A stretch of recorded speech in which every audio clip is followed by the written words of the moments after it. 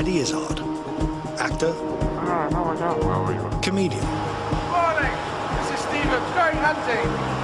transvestite, and marathon runner extraordinaire, is about to embark on the second leg of a remarkable journey, using his own DNA as the roadmap. I've always been fascinated by genetics and the fact that it can bring my history right to here. It's like magic. Locked within each of us is a genetic history book. It reveals not only our deep ancestry, but also the journey of mankind across the globe. This is it, the birthplace of the Exodus, the first Exodus. Recent breakthroughs in genetics mean Eddy can use his own DNA to unlock the secrets of where he and we came from. Instead of going back to the last couple of hundred years, we're going to go back to the last couple of 100,000 years. This time, Eddy will explore the epic struggle for survival of his male ancestors, from the very first man in Africa, through thousands of generations, to Eddy Izzard. This is the first time in Britain that an individual has looked at their own DNA and used that to retrace their ancestral journey. He'll encounter alien species we slept with to survive. They are our closest relatives. He'll explore how the male Izzards battled the last ice age to get to Britain. If something happens to you, I wouldn't be responsible. That's very superstitious of you. And finally, he'll bridge the gap between his genetic and his family history. You must be Eddy Izzard. Oh, it's Eddy Izzard. Fancy that.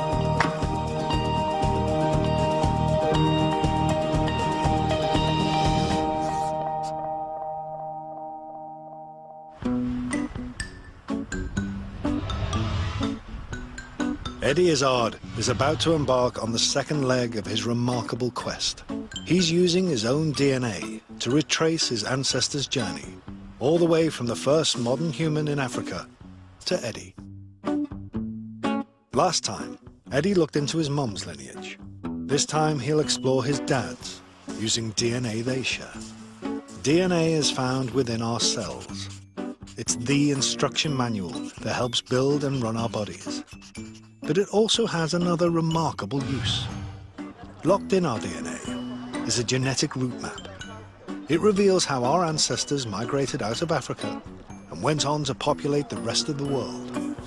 Before Eddy starts on this second leg, he's come to meet his dad, John, in his hometown of Bexhill-on-Sea.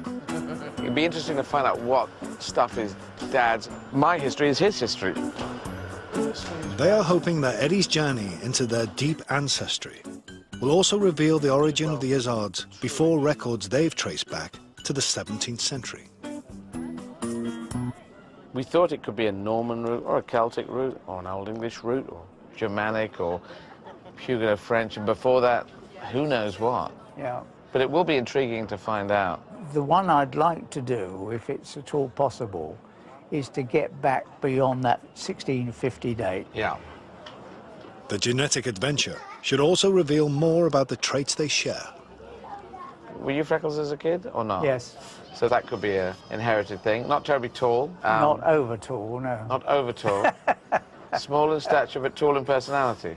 So we will look for smaller stature, tall in personality, footballing, singing, comedians, red hair, freckles. And we share a problem which starts with a P, next letter S.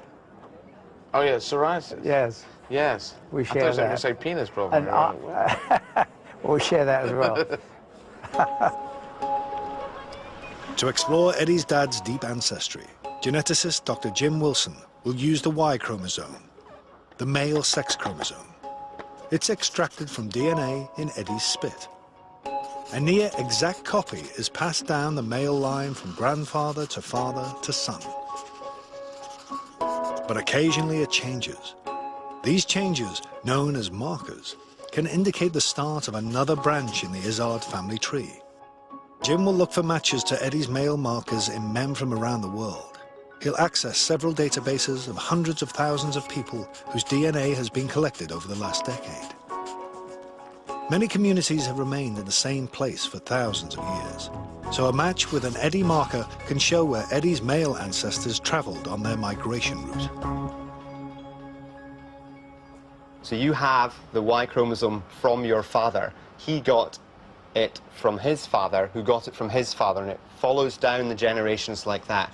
So it allows us to learn quite a lot about this one specific lineage, and it's actually usually the lineage which someone gets their surname from. So your Y chromosome ancestry is actually really interesting as well, because you carried a very rare type, in some ways rarer than your mother line. Approximately 1 in 2,000 men in Britain carry this marker. So it really is remarkably rare. You're not part of the rest of us. The hoi polloi. Yeah. In future, do you think there's going to be a sort of, oh, they come from very rare genes, as opposed to very good money or a good family? It's going to be, yes, special genes, yes. No doubt. We're going to have the genetic clubs, yeah. And Jim has another surprise in store for Eddy. When we looked across some of the rest of your DNA, we saw these little hints of quite unusual, very different ancestry from another species, actually. Whoa! What do you mean, another species? What, like the chimpanzees, the gorillas? No, not quite the chimpanzees. It was something that was would have been a big surprise a few years ago. Later in the program, I am related to another species. What yes. I've done when I've analysed your DNA is to focus in on the bits that I know are different. I mean, we're 98% identical with chimpanzees, and we're 40% identical with bananas. So it all goes back. 40% identical with bananas? Yeah. That's the bit they don't tell you. No, I think I like the 40%. Jim will focus on several significant markers, key turning points in Eddy's male DNA journey. The first, known by the letter A, takes us back to Africa, to one man, the common ancestor of all men living today. Because we can go back to the deepest branch point in the Y chromosome tree, to the so-called Y chromosome Adam. It's the man from which all men descend. So, do you want to know where the Y chromosome comes from?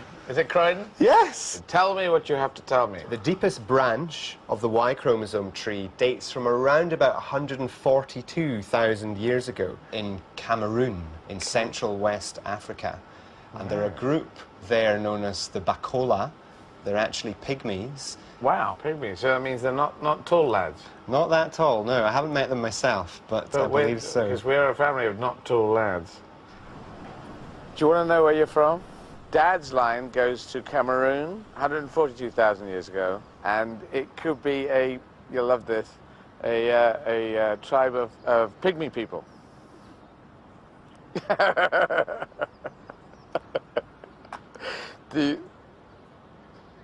Yeah, that answers a few bloody questions.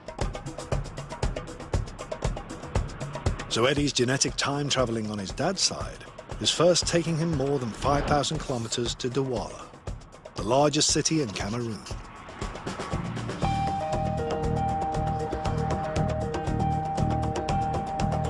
From Douala, he's travelling south into the heart of the equatorial rainforest, so an umbrella might be useful. Est-ce que vous pouvez... ça, c'est très difficile de refaire. Très girly.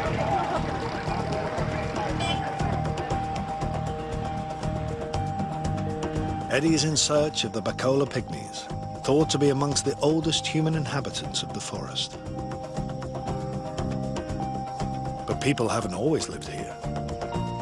The combination of human curiosity and climate change that drove the spread of modern humans throughout Africa led to our ancestors mastering most of its habitable areas.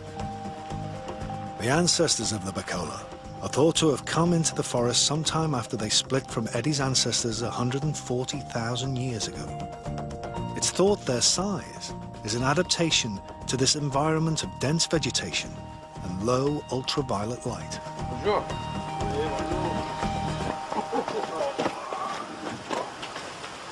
To meet up with the Bakola, Eddy now has to cross the Sanaga River and head south into a closed reserve. Where he's going, there are no roads.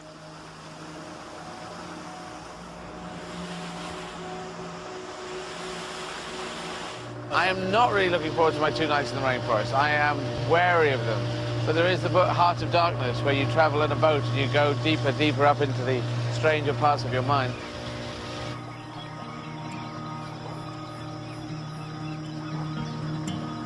Much of the equatorial forest of Central Africa is being stripped for its hardwood. An area the size of Jamaica is lost every year. But the reserve Eddy has entered is free of the logging industry. The Bacola here have an uneasy relationship with conservationists, but for now, they can still live a traditional semi-nomadic existence in pristine primal forest. This is like traveling back into the past.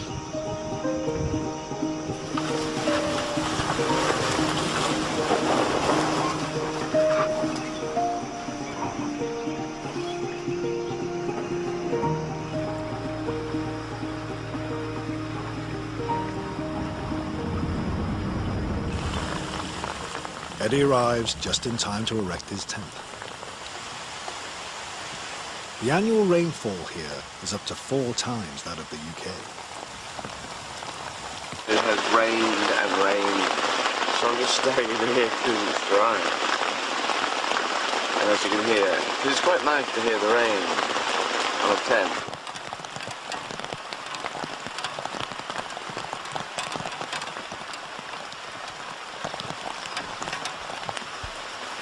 The rain doesn't stop the Bacola from getting on with their day. Despite their use of metal blades, some woven cloth and a few plastic containers, the Bacola still live a Stone Age existence. With his translator Francoise, Eddy is about to meet his and our most distant male relatives. Hi. Felix. Bonjour. So how many people live here? 30 personnes. 30 personnes, so 30 people. And they do hunting and gathering. What's that, a cat? Some sort of a civet. In the middle of the range, you found this cat and killed it, and that's tea, something for tea. So it is kind of amazing. And I like the way they make things. I haven't actually made things in my life, but I've always thought I could. That is just so simple, and it works. And the string is from a different tree. They make their own furniture here. It's all very practical, and they have to live in a lot of rain, which is just like London. Oh, you have hats. Very cool. Wow. That's good. I think it's actually, I don't know what I look like in it, but they look You're very looking cool. very good. C'est cool. C'est que ça, on prend la pluie.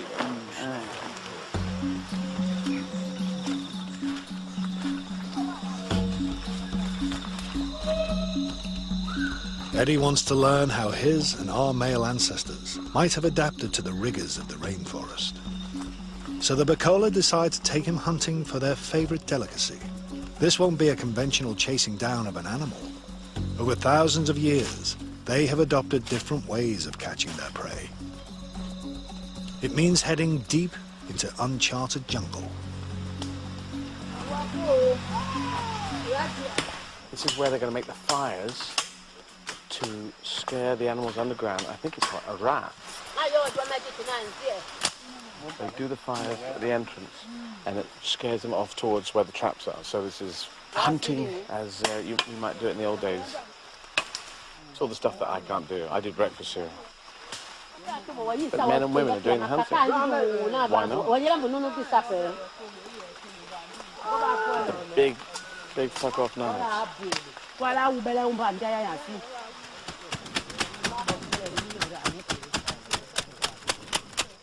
She's got fire going down there. The fire bearer brought fire all the way over to here. They kept the flame going, built the flame up. Now they're making it smoke down the hole. She's dug a separate hole, and everyone else is guarding the exits.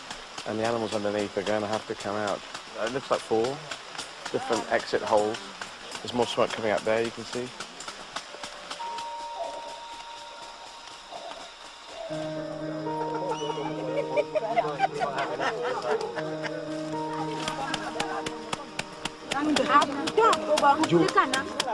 Steve. Ouais, c'est ça.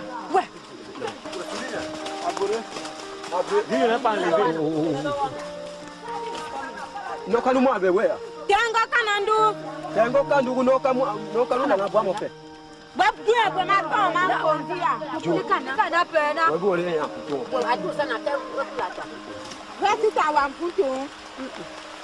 So this is what the Izzards were doing 140,000 years ago, having rat pie. Here, the Bacola can just survive in the rainforest. Humans adapt. That's why we've made it through.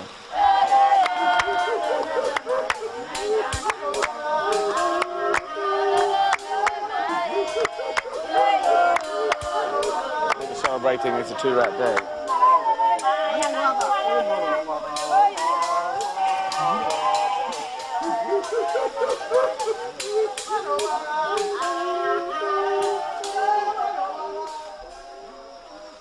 That could be a hymn. That could be a hymn. At some point we worked out we could sing. Someone said, hey, who's the first person to harmonize? It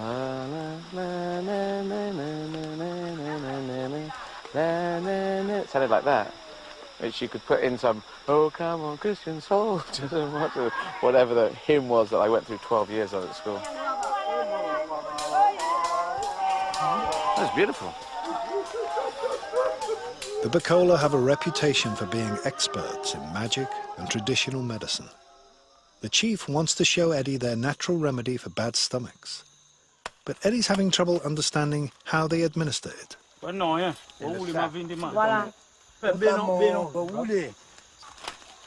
Wait, so it's an enema? It's something that you apply to your backside or no? You took it in your anus. Right, so it... Strange, yeah. A syringe. Oui. Oui, say, and you put it... Okay, well, however you do it, we shove it at your backside, and then your stomach is good. Your stomach will be fine. But shoving stuff at your backside is always kind of crazy. But, so it's against indigestion. It's something that what we would call an enema in English. I don't think I'll try this one. I'll try the next one. The Bacola are also animists. They worship everything in the forest. Their most sacred object, a tree, is so revered that Eddy has to keep a respectful distance. This tree, it has power of their ancestors. Amen. The chief has a story to tell Eddy about the creation of humanity. They are the first people in the world, and they always live in the bush. Right. And you was their brother. Right. Now, you decide, with your stubbornness, to don't live in these kind of conditions. You white people, you don't want bush, it's too much. So, your fathers decide to take you and send you to another country. Yes. And the name that God gave you, Skuto, My name is Kuto. means white man. Just me or all people like me? People like you. We are Kuto. White people. Ah, white people. Because they are black. The Bacola are renowned for another skill. They are passionate about dancing.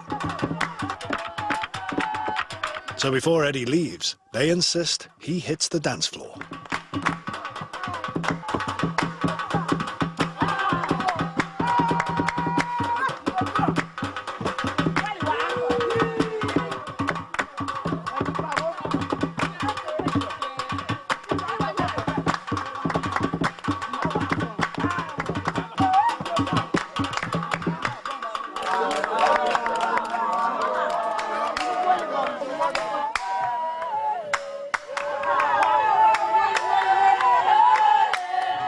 Fascinating. The fact that that story totally links in with the genetics. A group said, we're going off. They said, well, good luck to you. We like it here. And now I've come back and met them.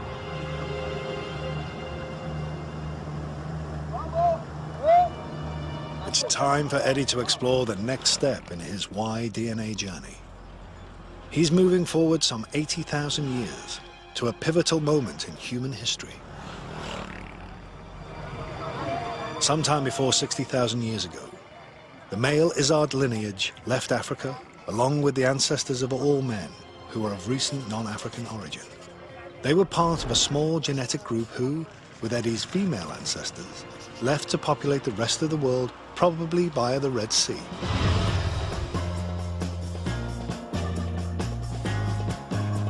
Dr. Jim Wilson has been investigating where Eddy's and everyone's ancestors who left Africa at that time went next. How did this tiny population survive out of Africa in what's now the harsh Arabian desert? Eddy's markers from this time help tell the story. His next branch originated in the Gulf, and then, about 50,000 years ago, numerous other branches developed in the human family tree. It indicates a population explosion of some kind. That's what Eddy's going to explore now, how his ancestors, indeed the ancestors of all of us who are not of recent African origin, went on to explode out of Arabia. So, Jim, now tell me, following my father's line, where do I go from here? You're heading next to Dubai in the United Arab Emirates. Dubai? Yes. This is coming forward to a time when human populations all over the world were expanding really rapidly in numbers, so I think you'll learn some more about that when you get there. So, Jim, thank you very much. Bon voyage. We're going to an Arabic country, that's great. I was born in an Arabic country of Yemen, and if people don't know, Yemen's down here and Dubai is up here in the big, this is the Arabian Peninsula. We're going to go that way in a Usain Bolt type way.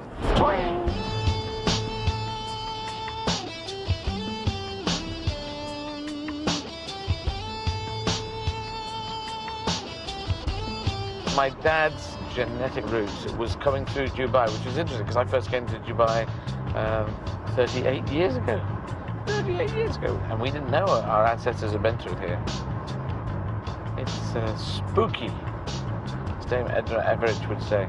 I'm finding out more and more in drips and drabs, without any actual drips, but I'm finding out more stuff. So 50, 60,000 years ago, it's still a lot of people's stories. It's my dad's story, but it still mixes in with a lot of humanity.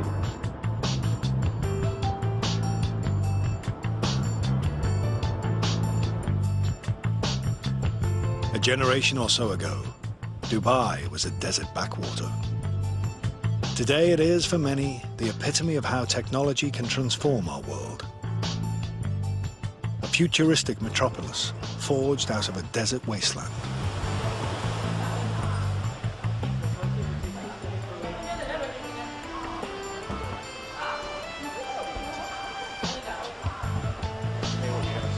Eddy has come to one of the world's most luxurious hotels to meet archaeologist Jeff Rose. Jeff and his colleagues are discovering new archaeological evidence all over the region. It shows how technological ingenuity and climate change influenced our ancestors' survival in Arabia.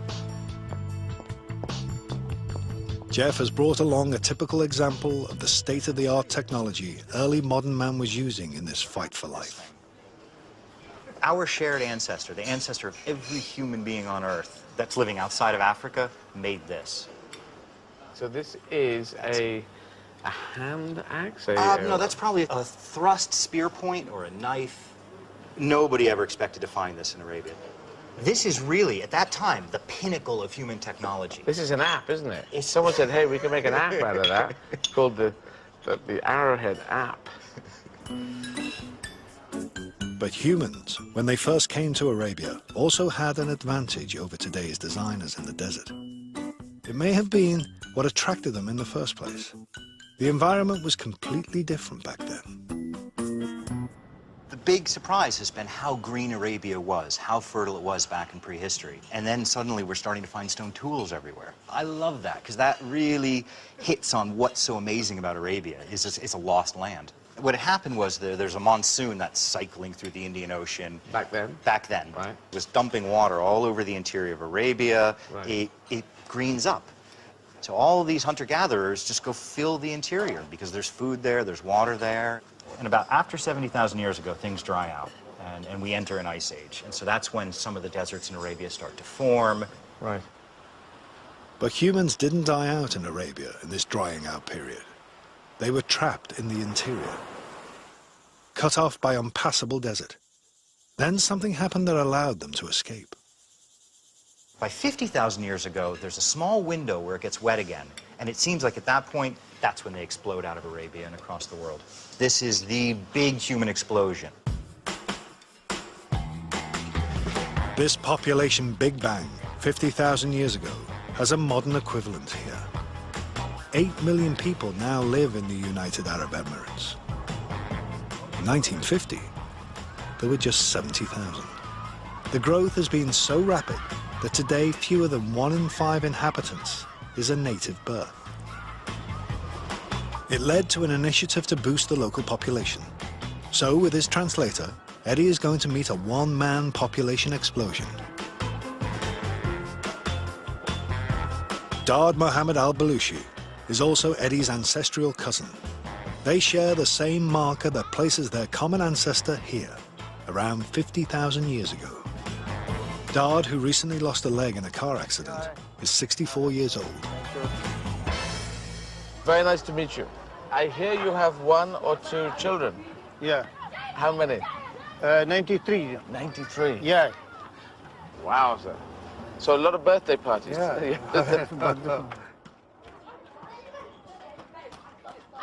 He's expecting 2 more. Are you expecting 2 more? And he's planning to have 100. This is amazing. And so all these people here are your children? Yes. If it was Olympics, you would have gold medal. How old is the oldest child and how young is the youngest child? First one, 37. 37, oldest? Yes. Last one, 9 months. 9 months? Yes. 37 to 9 months. When Moza? Get the youngest one. How are you, 9 months old? Yeah. But you got lots of brothers and sisters. I know. So how many wives do you have? 4 wives. Under the law, you cannot have more than 4. And the retired wives are okay about this? Yeah, yeah. Amazing story. In my country, if we had someone with 10 kids, we'd go, wow. What makes you want to carry on having children? The more you spread the Islamic teachings, the greater the number of the people, the greater service to the country and nation. Are you tired at all? No. You can have sex 8 times at a time. Wow. No sex, night, no sleeping. Oh, really? Yeah. So Dad has become a sex machine.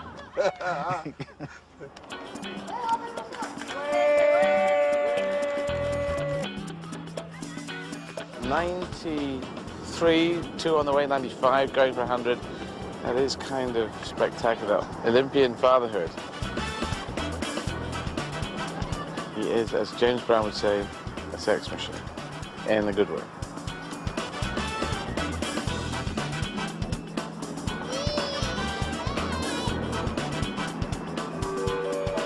The fundamental urge to reproduce to survive spurred humans out of Arabia 50,000 years ago.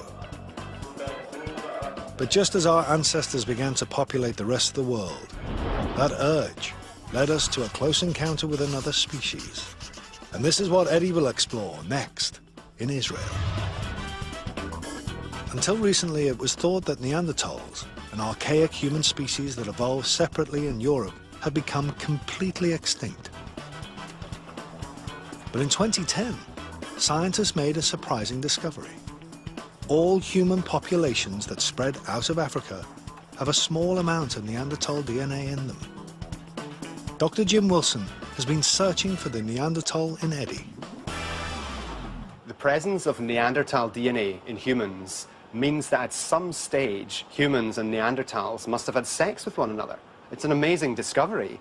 And what's remarkable about Eddy is that he's got more Neanderthal in him than most. Remember when I told you I'd found some extraordinary DNA in your genome? Oh, right, yeah. This is extraordinary time. Well, now I'm going to tell you where it came from. Okay. You are 2.8% Neanderthal. Whoa! Is that a good thing or bad thing? Because I'm sure a lot of people said, you know, people didn't want to be linked to, oh, we're not linked to people here, we're not linked to this, we're not linked to chimpanzees. Neanderthals, for God's sake. So 3% Neanderthal, 97% Homo sapien, is that what I am? It's quite a lot. I'm only 2.5% of my genome is Neanderthal, so you've got more than me. And that extra 0.5% makes a difference? What does that mean I can do? Am I good at bridge? Well, if we took 100 people, you'd be in the top 20. You'd be 17th. So I'm quite far up in the Neanderthal list, which I suppose if you get into 20, 30, 40%, then you're getting the eyebrow ridge and less good at conversation. There are people out there who are about 5% of their genome comes from Neanderthals. It's only a part of it, but it's a significant part. Cool. My standard assumption was the Neanderthals weren't the brightest guys in the pack. What's the sayings we have? A few sandwiches short of a picnic.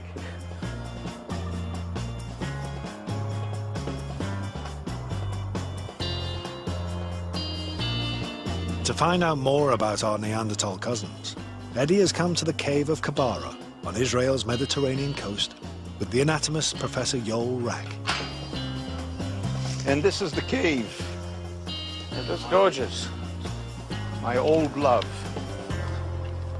As it has bats, this is where Batman would come. We were fortunate enough at 83 to find a Neanderthal right there, 8 meters below the zero. Wow. The caves were a desirable place to live. And this Neanderthal is actually the most southern Neanderthal ever found. Oh, really? Yeah. What time would that represent? 55,000 years old. 55,000 years ago. Wow. All humans today who descend from the small group who first left Africa have Neanderthal DNA. It has led some scientists to conclude that our Neanderthal sexual adventure began somewhere close to Kabara.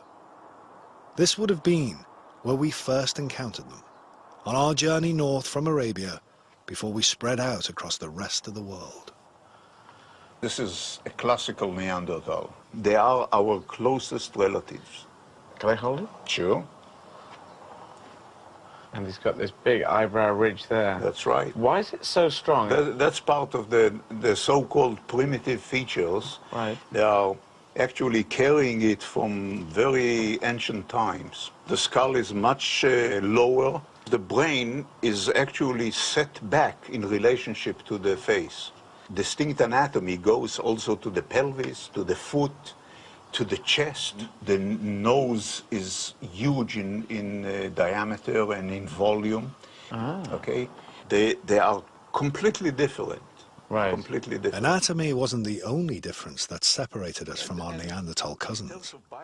Neanderthals had evolved in Europe, humans in Africa. What would skin color be like? Well, there is really very little doubt that Homo sapiens coming from Africa, they were black. There is today, with the genetic evidence, there is very little doubt that the Neanderthals were fair. So Neanderthals were white and the Homo sapiens were black? Yeah. Back in the day? Yeah. Interesting. And that's to do with sun, because everyone gets so, you know, oh, sorry, mate. How many wars have been fought over the colors of skin and all this hatred going on. But it really is just to do with where you are, the sun, and the body will automatically adjust as tribes and everyone were moving further north where there was less sunlight. That's right. Then they would actually start shedding pigment. It's a matter of being adjusted. I mean, Neanderthals are fantastically adjusted to cold weather. We can tell that they had ginger hair. Oh, so the Neanderthals had ginger hair, and the Homo sapiens not so much? Not at all? Not at that time. So there you go, your Neanderthal and your ginger hair. I have a red hair base. Red hair in humans and Neanderthals arose at different times, but it's thought to have come about for the same reason. The move to areas with less sunshine led for a need to absorb more vitamin D. The Izzards, like the Neanderthals, became red-headed and lighter-skinned in cooler climates. This shows us that racism is stupid. It's insane because we are all the same people. People came together here thousands of years ago, being Homo sapiens and Neanderthals, who could never have thought when they were saying, hello, how are you? Gosh, you're darker-skinned people. Gosh, you're lighter-skinned people. You have a very heavy eyebrow ridge. You just don't know why that is. It must be physiognomy. While they were having those discussions, well, we seem to be getting on okay. Shall we have sex? Yes, why not? It was black Homo sapiens coming out of Africa and white Neanderthals meeting. And some of them had sex, and that's why I'm 2.8% Neanderthal. So where did the Izzards go next, after their Neanderthal adventure 50,000 or so years ago? Dr. Jim Wilson has been looking on the migration map used by scientists for matches to Eddy's next significant marker. It produced the I branch that first appears around 25,000 years ago. It's present today in many Central European communities, but isn't present in the Middle East at all. Its existence so early in the heart of Europe suggests Eddy's male ancestors were among the first to colonize the continent, probably in search of new hunting grounds.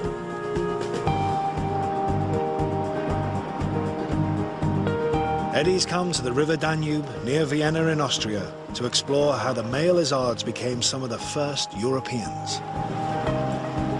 Today, the Danube is a superhighway that cuts through the heart of Europe. It was the same around 25,000 years ago, when Eddy's I ancestors first came this way. Here, he's joined by Dr. Jim Wilson. This is where your ancestors probably came into Europe from the Near East. And this I group is interesting because it's not really found at all outside Europe. You actually descend from some of the earliest people in Europe. This group is 25,000 years old, so it actually arrived in Europe, we think, before the peak of the last ice age. So this is really very long ago, before agriculture. So it would have been hunters-gatherers. Yeah, these are people... yeah, it's been associated with the Gravettian culture. These are big game hunters. They hunted reindeer and European bison and also even mammoth as well. Oh, wow. These people who are almost certainly your ancestors are most famous for carving these stylized figurines of women. They're these very voluptuous female figurines with huge buttocks and huge breasts and genitals. Buttocks and breasts. You're sitting in the same mind for buttocks and breasts. It's supposed to be buttocks and breasts, not just buttocks and breasts. Depends which way round they are. Just concertinaing the whole bodies together. They were differently shaped back then. And the most famous of all is Venus of Willendorf. And this is Willendorf here, where we're just going to pull in, and you'll get to see Venus herself. Your next genetic cousin is Sinisa Jerkovic, who's waiting for you on the shore.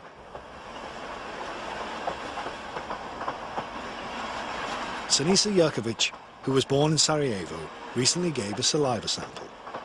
Jim found he's a match to Eddy's next branch, known as I2. It's shared by up to 10% of European males and originated in Central Europe 20,000 years ago. It means Eddy and Sinisa have a common ancestor in the past 700 generations. Hello. You must be Eddy Izzard, well-known British comedian. Well, somewhat well-known, not terribly well-known. They told me that we are some kind of genetic cousins. They tell me this, yes. What is specific about two of us is that our ancestor actually survived the Ice Age in Europe. Yeah. Around 20,000 years ago, just as the Izzards pushed their way into the heart of the continent, the last ice age reached its peak. Glaciers covered much of Britain. As far south as the Danube, the land was permanently frozen. Our ancestor probably entered Europe in this region, our common ancestor. Granddad. So we are probably on the edge of the ice cap. So do you feel before 20,000 years that people were further up and then they came back down again when the ice came in? There are probably people coming back down the river going, ice is coming, lads, let's all just pack it up and move back. After that ice age, when the ice melted, the repopulation of Europe began. And this was probably the place where we separated. Oh, really? Yes. Our ancient grandfather, yes. He said, all right, you go this way, and you said this way, and maybe some of you will make it because it's really cold at the moment. My guy would be called Steve, I think. And what was your guy called? Radoica. So Radoica goes that way and Steve goes that way. So our ancestors lived here and made these things. The actual Venus of Willendorf is just over 4 inches tall, but the locals have built a life-size replica on the spot it was discovered. I suppose it's supposed to be very fertile babies. Yes. When you're just trying to survive, I suppose it was everybody have babies so that the tribe gets big back in the old days. Interesting on statue is that hands over the breast. Yes. So if you put your hands on your breast like this, it's a bit like that. So anyway, women with big breasts, I just don't know what it's supposed to make you do. You're supposed to go and shag people because of that? And all those curls on the head, what is that? What he probably says, I can't do faces, I'm just gonna Just going to put this basket over your head. It just doesn't work for me. If our family came up here 20,000 years ago and made these, they were doing a lot of drugs.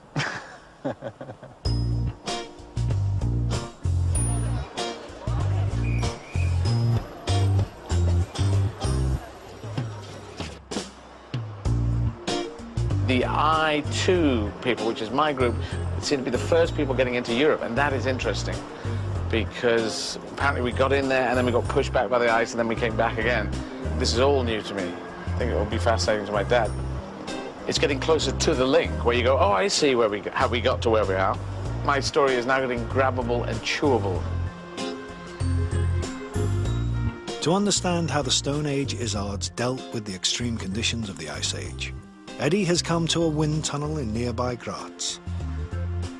During this time, winter temperatures could be up to 20 degrees centigrade colder than they are today. Here, experimental archaeologist Dr. Hubert Berg wants to show how the course of human history was altered by the invention of one tiny object, the needle. First, Hubert's dressing Eddy in the kind of loose clothing we wore before this momentous event. In the beginning, the clothing for the Ice Age was not good. So if you go in the wind, you will be freeze. I will be cold. It will be cold. I didn't know that the fur goes on the inside. It is normally for the winter times. Right. But it protects your body better. Okay, I always thought it was the other way around. So you have an air inside. Okay, so I've already got some loose stuff on. Can you help me get some more? You should protect your arms. If it is really cold and it is windy, and you have a clothing like that, you cannot move. Because if you move, the air comes in. Yes. Okay, I'm going in. And just like that. So this is a bit of bear, bit of mongoose, fox, and a gorilla down my back.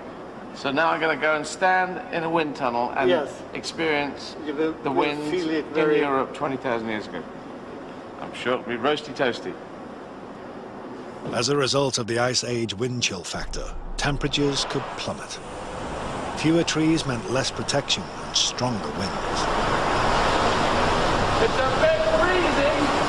The clothing feels all right, but the wind could have been this strong 20,000 years ago, but the main thing is the cold. It gets in everywhere, and you're just trying to stand still. It's tough. It's difficult to stay warm. And if you were interacting back in those days, it'd be difficult to be going, good morning, or even saying, hello, how are you? Lovely day. This is Stephen, going hunting. Not today, maybe.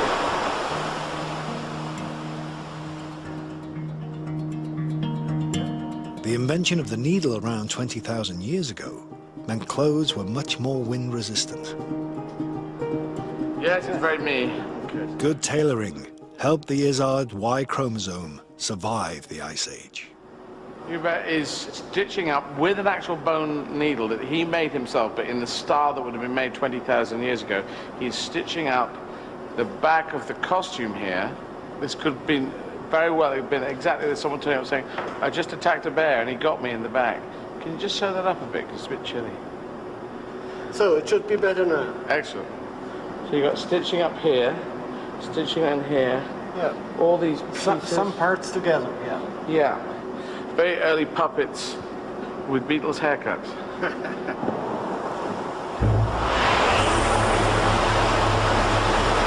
can survive, I think, in this. You can hunt. You can move.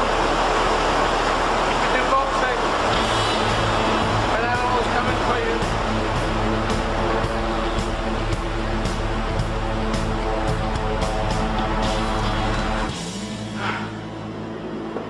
It's great. Do I look refreshed? I never thought tailoring was important. I thought, you know, animals, you just kill them and then you wear them. The importance of the needle is that you can make not only clothing, you can make a tent, and you can make bags. It was a really great invention. 20,000 years ago, because I survived, my family was stitching like crazy. Because it was a new invention. You know, every time there's a new invention, some people go, oh, it's not for me. I'll just strap bits of dead animal onto me and hold on for dear life. But my family, no, they were clever. You do think once you've got tools, everything flows. Like you've got tools and then you get an iPad and it's just da-da-da-da-da-da. But it isn't. There are eureka moments all the way up, including the eureka moment. When, who was that, Pythagoras? In the bath said eureka. So you keep having these moments where someone says, hey, needles.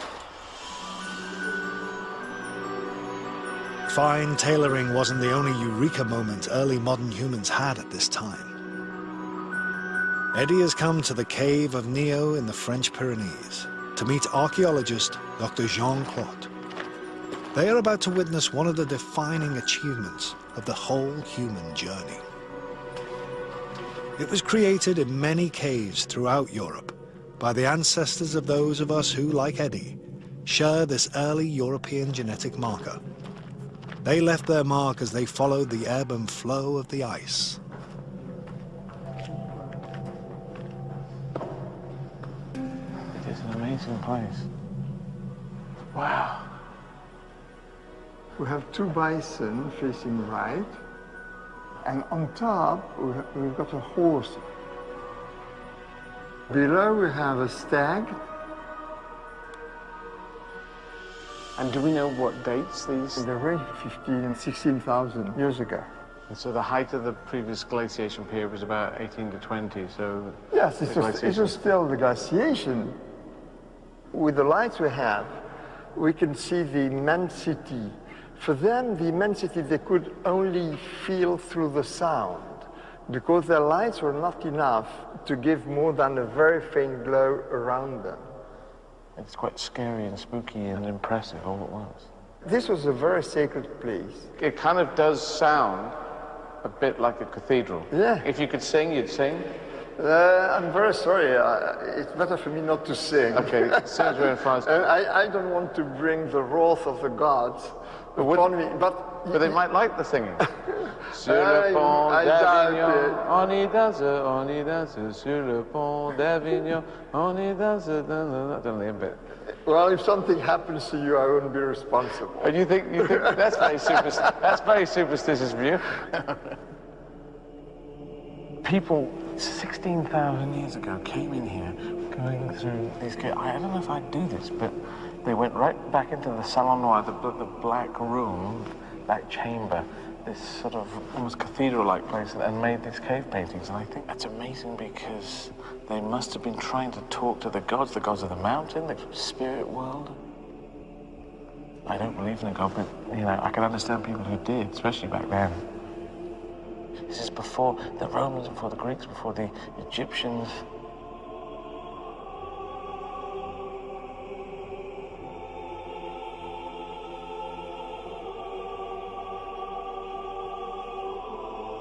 My family could have done these things. Why not? Yes, it's interesting. 15,000 years ago and way before that. 15,000 years ago is not that far from us. No.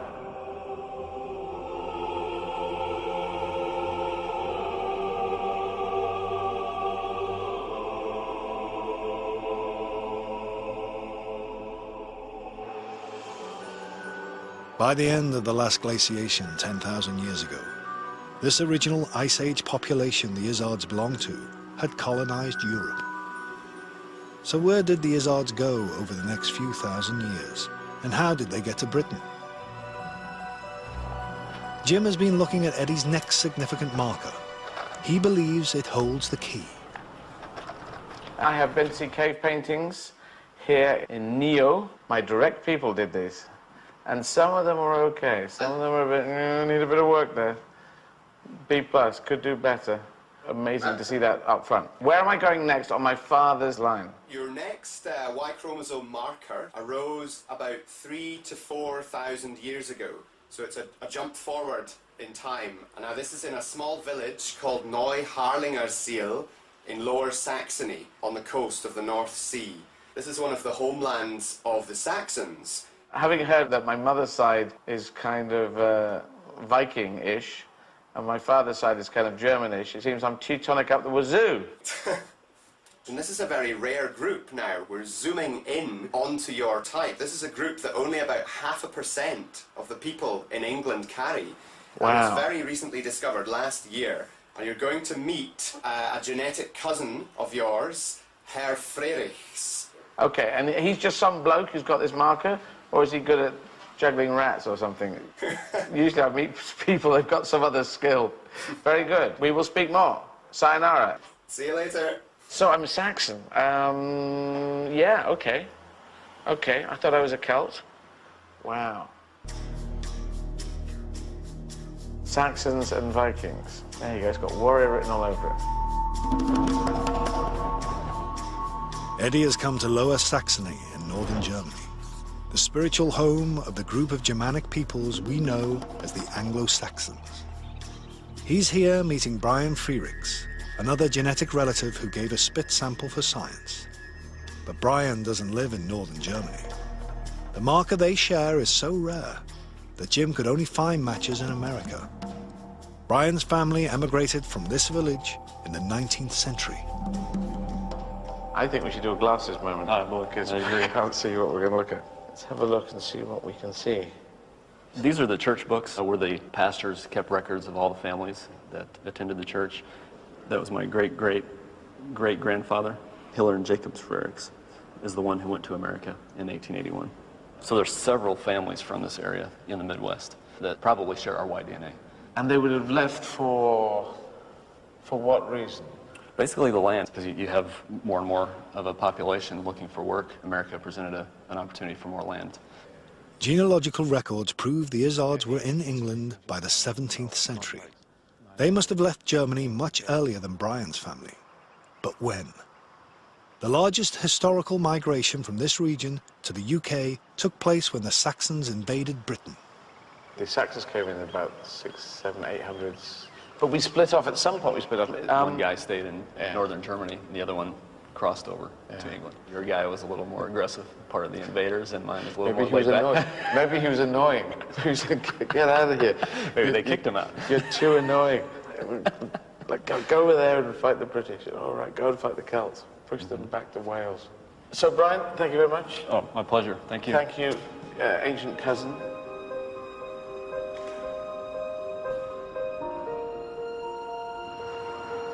The Anglo-Saxon invasions from around 400 AD established kingdoms throughout the south and east of the British mainland. They united to form what we now know as England in 954 AD. But were the Izzards part of this mass migration? We're getting closer, but I'm now getting a bit impatient for this gap bit. So you better find some decent people in the UK that links it all the way through. It's time for Eddy to head home and discover when the Izzards came to England. My dad's side of the family, I know for pretty damn certain, we're trying to use the science of the genetics here, that 2,000 to 3,000 years ago, the family was in North Germany. And I know that they came over here because I'm here. Was it in the Roman period? Was it when the Angles and the Saxons were attacking across in the, is it 600 or 800s? Is it later than that? If I could find out when my dad's side, when the Izzards came over, that just would be fascinating. Dr. Jim Wilson has been searching the databases to find matches to Eddy's most recent male marker. It turns out to be extremely rare. Only about 0.1% of us in the UK share it.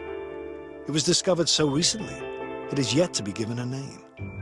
Will this provide the final piece in the male line jigsaw?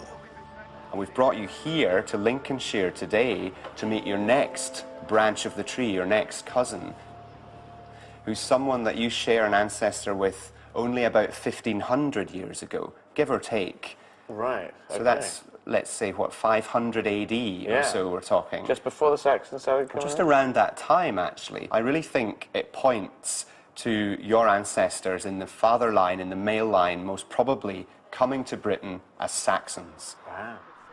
We're getting really quite recent now, into the era borderline of history. So I've brought you here to meet a chap called Henry Spear.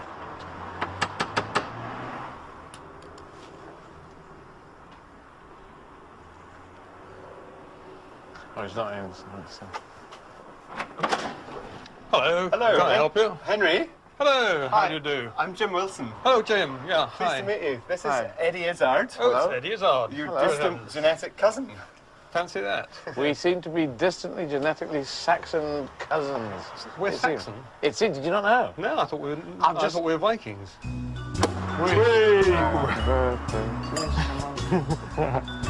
Excellent.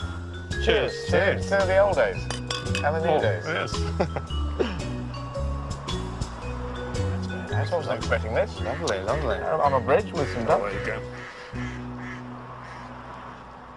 You're around about 50th cousins in the direct male line. So your father's father's father's father Right. and his father's father's father's father link back in around about 500 AD. Sadly, I didn't have any sons, so I'm the end of the line as far as I'm concerned. For your Y chromosome? Yeah. Oh, yeah. wow. And I guess, have you got many sons? No, I haven't, and my brother hasn't. I haven't got any kids at the moment. Gonna have kids later when I start slowing down. Yes, the Y chromosome. Better go and get some sons. Yeah. Eddy's quest is almost complete. This is as far as genetics can currently take him. But it's only the start of what DNA science will be able to do. It has the potential to reveal much more about our pasts, and is on the cusp of understanding our futures too. Eddy has one final thing to do, to tell his dad how the Izzard's Y chromosome has survived until now. Hello. Hi. I am back. Good to see you. Nice to see you. We've got rare stuff in there. On our side, 0.1% of people in England have got our genes. Must be a relief for the other 99.9. Exactly. What was the half-implied connection with the rather small inhabitants of part of the Cameroons? They were pygmy people. I mean, they were just about my height. It links to all the genetics of everyone, so it's not just us. Even though we are not tall of stature in the Izzard family, the route that we took, so it seems to be up the Danube. We came up the Danube, and we got to Saxony. We seem to be Saxon. There's a whole bunch of people from the Bremen area who had similar genetics. We haven't been able to get back beyond about 1650 in Sussex, have we? But that's closer. Yeah, so that's who you are, and that's who I am. Well, I sort of knew who I was. Well, that's who our great-great-great-great-great-granddad was. So that's the end of the adventure so far. Yeah. So it's up to you to start the next generation, is it? What, of Izzard's keep the Y chromosome going? That's right. Because I realise the Y chromosome isn't happening at the moment. Yes, it does seem like. That's a new pressure on you. Yeah, I know. I've got stuff to do. Yeah. Eddy set out to discover more about his and our shared origins, and to give something back to his dad. Mission accomplished. So he's 84 and he knows things that his mum and dad could never have known. To come back and say, well, actually, this goes back thousands of years, tens of thousands of years, hundreds of thousands of years, and it has to go further. It feels good to have brought all this information back and given it to him, and now he's got to deal with it. It's definitely worth doing, and it was another big adventure. Adventures are the stuff of life. Charlie Brooker's taking no prisoners with his weekly wipe over on BBC Two and also on BBC HD now. Whilst over on BBC Three next, it's all coming to a head in the final episode of Way to Go.